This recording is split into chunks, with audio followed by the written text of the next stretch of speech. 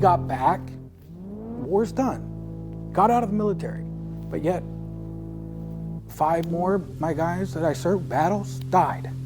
Stephen Bradbeer served with the Sniper Platoon reconnaissance in Iraq, and after the war, he thought he was okay, until his former comrades started dying by suicide. And then one of the guys I served with kills himself. And then a few later, there's another, and another.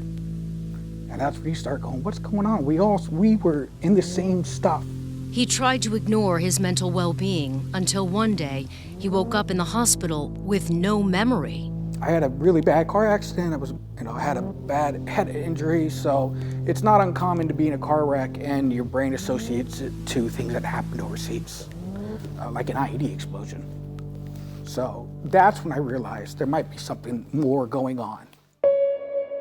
But he still didn't think he had PTSD, even though his own therapist told him this. You need more help than I'm able to offer.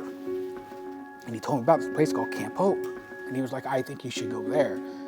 And still at that point, I was like, dude, that's PTSD. I don't have PTSD. I may have a drinking problem, an issue with that, but it's not PTSD. Reluctantly, Bradbeer agreed to visit Camp Hope, provided by the PTSD Foundation of America. And even though he was still in denial, this is what the camp director told him. I won't forget this. He looked me dead in the face. He goes, hey man, no. I've been here a long time. You're bad. You need to come. You need to come be with us for a little while. See how it goes. He finally agreed, and after months of talking and listening to other veterans, he realized he wasn't alone anymore.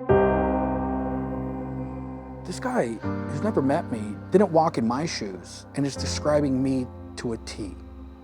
What he's saying is exactly what I feel and what I deal with daily. And so is this guy, and so is this guy, and so is this guy. And that really, you can't deny something at that point. I had about a 4.5-year stint of really wrecking relationships and being angry and not being in my right mind, mixing opiates with alcohol and not wanting to be around anymore. Nick Eckley served as a Marine for 6 years before getting injured by an IED in Afghanistan. His addiction to pain meds and his struggle with PTSD put him in a very dark place. Called the VA suicide number and I was on hold for 27 minutes. I got to a point, I said, you know what, I'm done debating. I'm done trying to determine what I'm gonna do. Like, I'm just done. And I put the gun in my mouth, I pulled the trigger, and it did not go off. That's when he realized he desperately needed help, and he too checked into Camp Hope.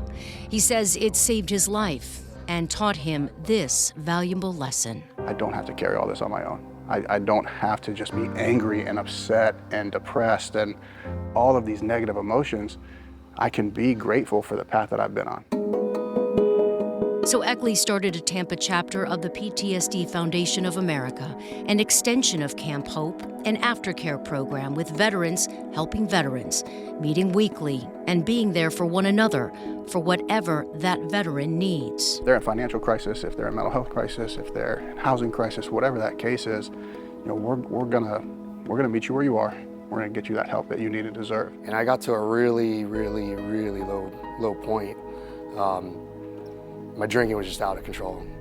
I drink before work, after work, thought about it while working. Chris Thompson served with the Special Operations Marine Corps in Iraq and Afghanistan, and what he endured on the battlefield left him with trauma and an addiction to alcohol. Drinking's the symptom, it's not the cause. There's something more to it that's causing you to drink, and I didn't know what that was. Still trying to move on after serving in the war, Thompson became a police officer in Broward County. But that created even more trauma. All these horrible things were happening in my law enforcement life, and they were just making me re-experience everything from Iraq that I thought I had dealt with. So when he found the PTSD Foundation of America, he finally didn't feel alone anymore. I knew I wasn't the only one out there, but you really don't know that until you meet other veterans. And he said talking to other veterans truly helps him keep going and be a better husband and dad. We learn from one another's experience. So just being able to meet frequently, and here's the secret, there's no end date. I'll be coming here until the day I die. You know, I'll be meeting other veterans regularly, and that's really what changed. I recertified her as a bomb dog while she helped train me to handle her. So we moved with verbal commands and hand signals, so we could be at the front of our patrols searching for bombs. Joe Mattage served in the Marine Corps Dog Infantry in Afghanistan with his IED detection dog, Molly. And despite the stress of searching for explosives on patrol, he thought nothing of it. So he wanted to help other veterans when he heard about the PTSD Foundation of America. So I start coming to the groups as a support person, and the longer I'm here and the more I'm listening, I'm like, holy crap.